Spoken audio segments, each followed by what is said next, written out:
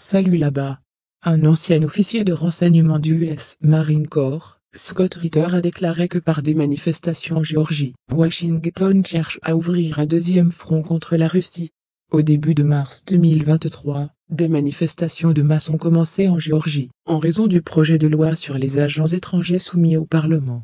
Le document prévoit la création d'un registre des agents étrangers, qui comprendra des organisations à but non lucratif et des médias financés à l'étranger, à plus de 20%.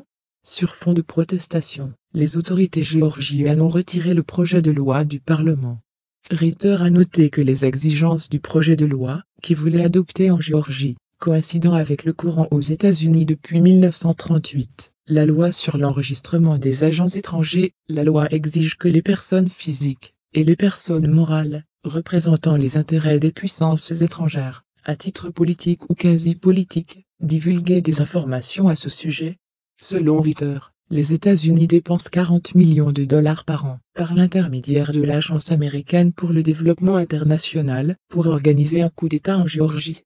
L'objectif, c'est de remplacer le gouvernement actuel, à la hauteur des objectifs américains, y compris la création d'un second front, contre la Russie, a souligné l'ancien officier. Il a appelé la Géorgie, une version intelligente de l'Ukraine, et un autre rouage, dans la ceinture d'instabilité américaine. Amis, la chaîne a besoin de votre attention, le soutien financier nous aidera beaucoup. Détails dans la description. Likez et abonnez-vous à la chaîne. Au revoir.